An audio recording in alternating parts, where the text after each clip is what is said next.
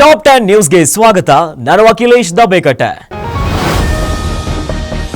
ಒಂದು ರಾಷ್ಟ್ರ ಒಂದು ಚುನಾವಣೆ ಪ್ರಾಯೋಗಿಕ ಅಲ್ಲ ಎಂದು ಕಾಂಗ್ರೆಸ್ ಅಧ್ಯಕ್ಷ ಮಲ್ಲಿಕಾರ್ಜುನ ಖರ್ಗೆ ಟೀಕಿಸಿದ್ದಾರೆ. ಇಂದು ಮೋದಿ ನೇತೃತ್ವದಲ್ಲಿ ನಡೆದ ಕ್ಯಾಬಿನೆಟ್ ಸಭೆಯಲ್ಲಿ ಮಾಜಿ ರಾಷ್ಟ್ರಪತಿ ರಾಮನಾಥ್ ಕೋವಿಂದ್ ನೇತೃತ್ವದ ಸಮಿತಿ ಒಂದು ರಾಷ್ಟ್ರ ಒಂದು ಚುನಾವಣೆಯ ಕುರಿತು ತನ್ನ ವರದಿಯನ್ನ ರಾಷ್ಟ್ರಪತಿ ದ್ರೌಪದಿ ಮುರ್ಮು ಅವರಿಗೆ ಸಲ್ಲಿಸಿತ್ತು. ಈ ವರದಿಗೆ ಸಂಪುಟ ಅನುಮೋದನೆಯನ್ನ ನೀಡಿದೆ.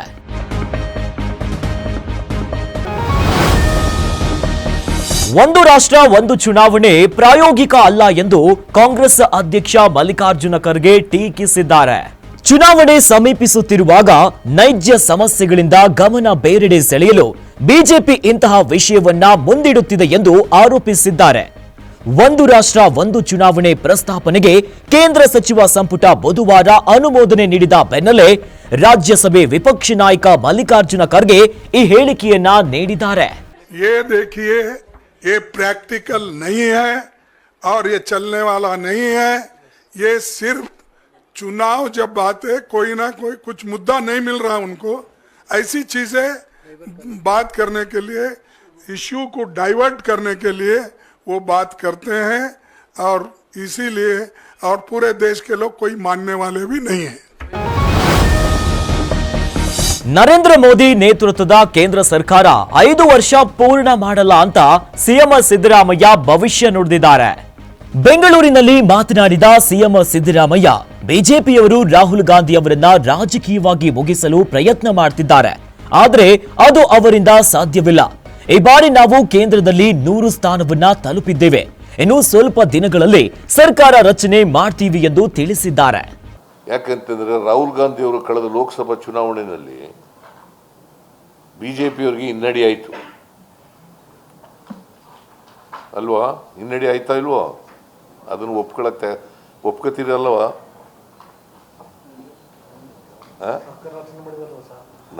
ನಮಗೂ ಹಿನ್ನಡೆ ಆಗಿದೆ, ಬೇರೆ ಪ್ರಶ್ನೆ ಅಲ್ಲ. ಬಿಜೆಪಿಯವ್ರಿಗೆ ಹಿನ್ನಡೆ ಆಗಿದೆ ಇಲ್ವಾ? ಅದೇನು ಅದನ್ನು ಒಪ್ಕೊಳ್ಳಿ ಅಷ್ಟೇ. ಗೌರ್ಮೆಂಟ್ ಫಾರ್ಮ್ ಮಾಡಿಲ್ಲ, ಮಾಡಕ್ ನಮ್ದು 100 ತಲುಪಿದ್ದೀವಿ ನಾವು ಅಲ್ವಾ? ಇನ್ನು ಸ್ವಲ್ಪ ದಿನಗಳಲ್ಲೇ ಸರ್ಕಾರ ಮಾಡ್ತೀವಿ ನಾವು. ಅವರು 5 ವರ್ಷ ಪೂರೈಸಲ್ಲ ರಾಹುಲ್ ಗಾಂಧಿ, ನರೇಂದ್ರ ಮೋದಿ ಅವರು.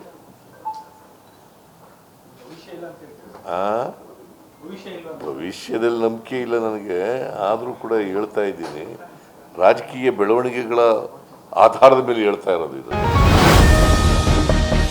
ಅಜ್ಜಿ ಇಂದಿರಾ ಗಾಂಧಿಗೆ ಆದ ಗತಿಗೆ ನಿಮಗೂ ಆಗುತ್ತೆ ಅಂತ ರಾಹುಲ್ ಗಾಂಧಿಗೆ ಬಿಜೆಪಿ ಬೆದರಿಕೆ ಹಾಕಿದೆ ಅಂತ ಸಿಎಂ ಸಿದ್ದರಾಮಯ್ಯ ಕಿಡಿಕಾರಿದ್ದಾರೆ.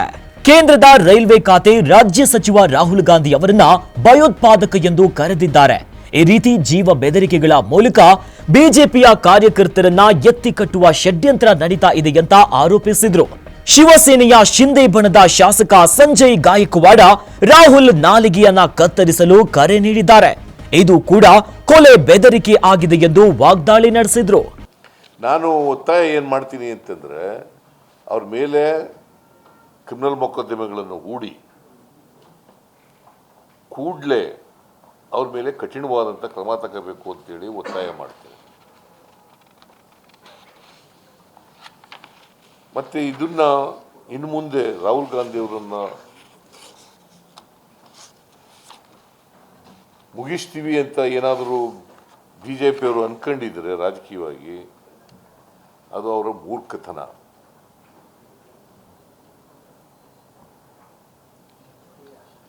ಕಾಂಗ್ರೆಸ್ ಪಕ್ಷ ಇದನ್ನ ಸಹಿಸಿಕೊಳ್ಳಲ್ಲ. ರಾಜ್ಯದಲ್ಲಿ ಡ್ರಗ್ಸ್ ದಂಧೆಯನ್ನ ನಿಯಂತ್ರಣ ಮಾಡಿದ್ದೇವೆ. ಹಿಂದಿನ ವರ್ಷಗಳಿಗೆ ಹೋಲಿಸಿದರೆ ಪ್ರಕರಣಗಳ ಸಂಖ್ಯೆ ಕಡಿಮೆಯಾಗಿವೆ ಎಂದು ಗೃಹ ಸಚಿವ ಡಾಕ್ಟರ್ ಜಿ ಪರಮೇಶ್ವರ್ ಹೇಳಿದರು. ಬೆಂಗಳೂರಿನಲ್ಲಿ ಮಾತನಾಡಿದ ಪರಮೇಶ್ವರ್, ಡ್ರಗ್ಸ್ ದಂಧೆಯನ್ನ ಹತ್ತಿಕ್ಕಲು ಸಾಕಷ್ಟು ಪ್ರಯತ್ನವನ್ನ ಮಾಡಿದ್ದೇವೆ. ಈಗ ಮೆಡಿಕಲ್ ಶಾಪ್ಗಳಲ್ಲಿ ಸಿಗುತ್ತಿರುವ ನೋವು ನಿವಾರಕ ಮಾತ್ರೆಗಳಿಂದ ನಮಗೆ ಆತಂಕವಿದೆ. ಪೇನ್ ಕಿಲ್ಲರ್ ಮಾತ್ರೆಗಳನ್ನ ಬೇರೆ ಬೇರೆ ಕಂಪನಿಗಳು ತಯಾರಿಸುತ್ತಿವೆ. ಅದು ಈಗ ಸುಲಭವಾಗಿ ಕೈಗೆ ಸಿಗ್ತಿವೆ. ಯಾವ ರೀತಿ ನಿಯಂತ್ರಿಸಬೇಕೆಂಬುದರ ಕುರಿತು ಚರ್ಚಿಸಲು ಸಿಎಂ ಸಭೆಯನ್ನ ಕರೆದಿದ್ದಾರೆ ಅಂತ ತಿಳಿಸಿದ್ರು. 1.5 ವರ್ಷದಿಂದ ಹತ್ತಿಕ್ಕೋದಕ್ಕೆ ಭಾಳ ಪ್ರಯತ್ನವನ್ನು ಮಾಡಿದ್ದೇವೆ. ಹಿಂದಿನ ವರ್ಷಗಳಿಗೆ ಹೋಲಿಕೆ ಮಾಡಿ ನೋಡಿದ್ರೆ ಕಡಿಮೆ ಆಗಿದೆ, ನಂಬರ್ ಆಫ್ ಕೇಸಸ್ಸು ಕಮ್ಮಿ ಆಗಿದೆ ಮತ್ತು ತುಂಬ ಸೀಸರ್ಸು ಅದೆಲ್ಲ ಮಾಡಿ ಒಂದು ಹತೋಟಿಗೆ ತಂದಿದ್ದೇವೆ. ಆದರೆ ನಮಗೆ ಆತಂಕ ಇರತಕ್ಕಂಥದ್ದು ಈ ಮೆಡಿಕಲ್ ಶಾಪ್ಗಳಲ್ಲಿ ಸಿಂಥೆಟಿಕ್ ಡ್ರಗ್ಸ್ ಅಂತೇಳಿ ಟ್ಯಾಬ್ಲೆಟ್ಸ್ಗಳು, ಪೇಯ್ನ್ ಕಿಲ್ಲರ್ಸು ಬೇರೆ ಬೇರೆ ಕಂಪನಿಯವರು ಫಾರ್ಮಸ್ಯೂಟಿಕಲ್ ಕಂಪನಿಯವರು ಮ್ಯಾನುಫ್ಯಾಕ್ಚರ್ ಮಾಡ್ತಾರೆ. ಅದು ಈಗ ಈಸಿಯಾಗಿ ಸಿಗ್ತಾ ಇದೆ ಅಂಥೇಳಿ ಒಂದಿಷ್ಟು ಮಾಹಿತಿಗಳು ಬಂದಿದೆ. ಅದನ್ನು ಕೂಡ ಯಾವ ರೀತಿ ರೆಗ್ಯುಲೇಟ್ ಮಾಡಬೇಕು ಅಥವಾ ಕಂಟ್ರೋಲ್ ಮಾಡಬೇಕು ಅನ್ನೋದ್ರ ಬಗ್ಗೆ ಇವತ್ತು ಒಂದು ಸಭೆ ಕರೆದಿದೆ, ಮುಖ್ಯಮಂತ್ರಿಗಳು ಕರೆದಿದ್ದಾರೆ. ಜಾತಿ ನಿಂದನೆಯ ಆರೋಪದ ಅಡಿಯಲ್ಲಿ ಜೈಲು ಪಾಲಾಗಿರುವಂತಹ ಮುನಿರತ್ನ ಅವರ ಜಾಮೀನು ಅರ್ಜಿಯ ಆದೇಶವನ್ನ ಕೋರ್ಟ್ ಕಾಯ್ದಿರಿಸಿದೆ. ಬೆಂಗಳೂರಿನ ವಿಶೇಷ ನ್ಯಾಯಾಲಯ ಮುನಿರತ್ನ ಜಾಮೀನು ಅರ್ಜಿಯ ವಿಚಾರಣೆಯನ್ನ ನಡೆಸಿದ್ದು, ಜಾಮೀನು ಅರ್ಜಿಯ ಆದೇಶವನ್ನ ನ್ಯಾಯಮೂರ್ತಿ ಸಂತೋಷ್ ಗಜಾನನ ಭಟ್ ನಾಳೆಗೆ ಕಾಯ್ದಿರಿಸಿದ್ದಾರೆ. ದೂರುದಾರ ವೇಲು ನಾಯ್ಕರ ಪರ ಸೂರ್ಯ ಮುಕುಂದರಾಜ್ ವಾದವನ್ನ ಮಂಡಿಸಿದರು. ಜಾಮೀನು ನೀಡಿದರೆ ಸಾಕ್ಷ್ಯ ನಾಶಪಡಿಸುವ ಸಾಧ್ಯತೆ ಇದೆ. ಶಾಸಕರ ಕಚೇರಿಯಲ್ಲಿ ಘಟನೆ ಆಗಿದೆ, ಹೀಗಾಗಿ ಜಾಮೀನು ನೀಡಬಾರದು ಎಂದು ವಾದವನ್ನ ಮಂಡಿಸಿದರು.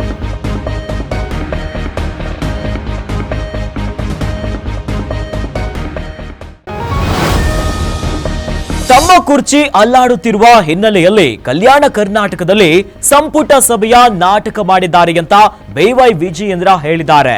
ಕಲಬುರಗಿಯಲ್ಲಿ ಮಾತನಾಡಿದ ಅವರು, ನಿನ್ನೆ ಆಗಿರುವ ಸಚಿವ ಸಂಪುಟ ಸಭೆಯಿಂದ ಈ ಭಾಗದ ಅಭಿವೃದ್ಧಿಯಾಗಲು ಸಾಧ್ಯವಿಲ್ಲ. ಈ ಭಾಗಕ್ಕೆ 5,000 ಕೋಟಿ ಕೊಡ್ತಿವೆ, ಇಲ್ಲಿ ಶಾಲಾ ಕಾಲೇಜನ್ನ ಮಾಡ್ತಿವೆ, 1,100 ಕೋಟಿಯ ಪ್ಯಾಕೇಜ್ ಅನ್ನ ಕೊಡುವುದಾಗಿ ಮುಖ್ಯಮಂತ್ರಿಗಳು ಹೇಳಿದ್ದಾರೆ. ಇದರಲ್ಲಿ ಹೊಸದೇನು ಇಲ್ಲ ಎಂದು ಟೀಕಿಸಿದರು. 5,000 ಕೋಟಿಯನ್ನು ಕೊಡ್ತೇವೆ, ಮತ್ತೆ ಇಲ್ಲಿ ಶಾಲಾ ಕಾಲೇಜುಗಳನ್ನು ಮಾಡ್ತೇವೆ, 1,100 ಕೋಟಿ ರೂಪಾಯಿನ ಪ್ಯಾಕೇಜನ್ನು ಕೊಡ್ತೇವೆ, ಇವೆಲ್ಲವನ್ನು ಕೂಡ ಹೇಳಿದ್ದಾರೆ. ಯಾವುದನ್ನು ಕೂಡ ಹೊಸದೇನಿಲ್ಲ. 1 ವರ್ಷದ ಕೆಳಗೆ ಬಂದಾಗಲೂ ಕೂಡ ಇದೇ ಮಾತುಗಳನ್ನು ಹೇಳಿದರು, ಆದರೆ ಯಾವುದೇ ಪ್ರಯೋಜನವೂ ಕೂಡ ಆಗಿಲ್ಲ. ಹಿಂದೆ ಯಡಿಯೂರಪ್ಪನವರು ಮುಖ್ಯಮಂತ್ರಿಗಳಿದ್ದಾಗ 1,500 ಕೋಟಿಯನ್ನು ಕೊಟ್ಟಿದ್ರು ಹೈದರಾಬಾದ್ ಕರ್ನಾಟಕ ಕಲ್ಯಾಣ ಕರ್ನಾಟಕ ಅಭಿವೃದ್ಧಿಗೆ. ತದನಂತರದಲ್ಲಿ ಬಸವರಾಜ ಬೊಮ್ಮಾಯಿಯವರು ಬಂದ ಮೇಲೆ 3,000 ಕೋಟಿ ಮತ್ತು ಬಜೆಟಲ್ಲಿ 5,000 ಕೋಟಿನ ಘೋಷಣೆ ಮಾಡಿದ್ವಿ BJP ಸರ್ಕಾರ ಇದ್ದಾಗ. ಅದನ್ನೇ ನಿನ್ನೆ ಪುನರುಚ್ಚಾರ ಮಾಡಿದ್ದಾರೆ ಹೊರತು ಸಿದ್ದರಾಮಯ್ಯನವರು ಇನ್ಯಾವುದೇ ಹೊಸ ವಿಚಾರಗಳನ್ನು ಹೇಳಿಲ್ಲ. ರಮೇಶ್ ಜಾರಕಿಹೊಳಿ ಬಿಜೆಪಿ ನಾಯಕರಾಗಿ ತಮ್ಮನ್ನ ಒಪ್ಪಿಕೊಳ್ಳುವುದಿಲ್ಲ ಅಂದಿದ್ದಾರೆ. ಇದನ್ನ ಸ್ವಾಗತ ಮಾಡ್ತೇನೆ ಅಂತ BY ವಿಜಯೇಂದ್ರ ಹೇಳಿದ್ದಾರೆ. ಕಲಬುರಗಿಯಲ್ಲಿ ಮಾತನಾಡಿದ ವಿಜಯೇಂದ್ರ, ನಾನು ನಾಯಕ ಎಂದು ಹೊರಟಿಲ್ಲ, ಪಕ್ಷದ ವರಿಷ್ಠರು ಹಿರಿಯರು ನನ್ನನ್ನ ರಾಜ್ಯಾಧ್ಯಕ್ಷನಾಗಿ ನೇಮಕ ಮಾಡಿದ್ದಾರೆ. ಭ್ರಷ್ಟ ಕಾಂಗ್ರೆಸ್ ಸರ್ಕಾರವನ್ನ ಒಂಟಿಗಾಲಿನಲ್ಲಿ ನಿಲ್ಲಿಸುವ ಕೆಲಸವನ್ನ ಬೆಂಗಳೂರು ಮೈಸೂರು ಪಾದಯಾತ್ರೆ ಮೂಲಕ ಯಶಸ್ವಿಯಾಗಿ ಮಾಡಿದ್ದೇವೆ ಎಂದರು. ರಮೇಶ್ ಜಾರಕಿಹೊಳಿಯವರ ಬಾಯಲ್ಲಿ ಪಕ್ಷದ ಸಿದ್ಧಾಂತದ ವಿಚಾರ ಬರುತ್ತಿರುವುದು ಒಳ್ಳೆಯ ಬೆಳವಣಿಗೆ ಎಂದು ತಿಳಿಸಿದರು. ರಮೇಶ್ ಜಾರಕಿಹೊಳಿ ಅವರು ನನ್ನ ವಿಜಯೇಂದ್ರನನ್ನು ನಾಯಕನನ್ನಾಗಿ ನಾವು ಒಪ್ಕೊಳ್ಳೋದಿಲ್ಲ ನಾವು ಮಾತನ್ನು ಹೇಳಿದ್ದಾರೆ. ನಾನು ಸ್ವಾಗತ ಮಾಡ್ತೇನೆ. ನಾನು ತಮ್ಮ ಮೂಲಕ ರಮೇಶ್ ಜಾರಕಿಹೊಳಿ ಇರ್ಬೋದು, ನಾನು ಹೇಳ್ತಕ್ಕಂಥದ್ದು ನಾನಿವತ್ತು ನಾಯಕ ಅಂತೇಳಿ ನಾನು ಹೊರಟಿಲ್ಲ. ನಮ್ಮ ಪಕ್ಷದ ವರಿಷ್ಠರು ಹಿರಿಯರು ನನ್ನನ್ನು ರಾಜ್ಯದ ಅಧ್ಯಕ್ಷನನ್ನಾಗಿ ನನ್ನ ನೇಮಕ ಮಾಡಿದ್ದಾರೆ. ರಾಜ್ಯದ ಅಧ್ಯಕ್ಷನಾಗಿ ಒಬ್ಬ ಸಾಮಾನ್ಯ ಕಾರ್ಯಕರ್ತನಾಗಿ ರಾಜ್ಯದಂತ ಪ್ರವಾಸ ಮಾಡ್ತಾ ಇದ್ದೇನೆ. ಈ ಭ್ರಷ್ಟ ಕಾಂಗ್ರೆಸ್ ಸರ್ಕಾರವನ್ನು ಒಂಟಿಗಾಲಲ್ಲಿ ನಿಲ್ಲಿಸ್ತಕ್ಕಂಥ ಕೆಲಸ ಯಶಸ್ವಿಯಾಗಿ ಮಾಡಿದ್ದೇವೆ ಬೆಂಗಳೂರು ಮೈಸೂರು ಪಾದಯಾತ್ರೆ ಮೂಲಕ. ಚನ್ನಪಟ್ಟಣ ಬೈ ಎಲೆಕ್ಷನ್ ಬಗ್ಗೆ ಮಾತನಾಡಿದ ನಿಖಿಲ್ ಕುಮಾರಸ್ವಾಮಿ, ಈಗಾಗಲೇ ಸಿಪಿ ಯೋಗೇಶ್ವರ್ ಕೂಡ ಸಭೆಗಳನ್ನ ಮಾಡುತ್ತಿದ್ದಾರೆ. ನಾವು ಕೂಡ ನಮ್ಮ ಕಾರ್ಯಕರ್ತರ ಜೊತೆ ಸಭೆಯನ್ನ ಮಾಡ್ತಿದ್ದೇವೆ. ಒಟ್ಟಾರೆಯಾಗಿ NDA ಅಭ್ಯರ್ಥಿ ಕಣಕ್ಕಿಳಿತಾರೆ. ನಾನು ನಿಲ್ತೇನೋ ಇನ್ಯಾರೋ ನಿಲ್ತಾರೆ, ಸದ್ಯಕ್ಕೆ ಆ ಪ್ರಶ್ನೆಗಿಲ್ಲ. ಇನ್ನೂ ಚುನಾವಣಾ ದಿನಾಂಕ ಪ್ರಕಟ ಆಗಿಲ್ಲ. ಕಾರ್ಯಕರ್ತರ ಭಾವನೆಗೆ ತಕ್ಕಂತೆ ಕೆಲಸವನ್ನ ಮಾಡ್ತಿದ್ದೇವೆ ಎಂದು ತಿಳಿಸಿದರು.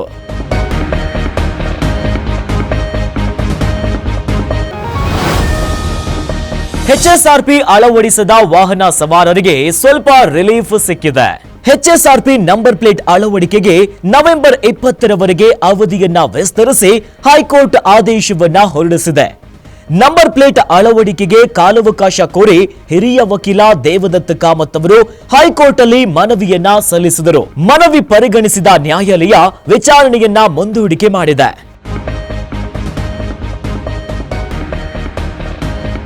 ಇವಿಷ್ಟು ಈ ಹೊತ್ತಿನ ಟಾಪ್ 10 ನ್ಯೂಸ್. ಇನ್ನಷ್ಟು ಸುದ್ದಿಗಳಿಗಾಗಿ ನೋಡ್ತಾ ಇರಿ ಗ್ಯಾರಂಟಿ ನ್ಯೂಸ್. ಸುದ್ದಿ ಖಚಿತ, ನ್ಯಾಯ ನಿಶ್ಚಿತ.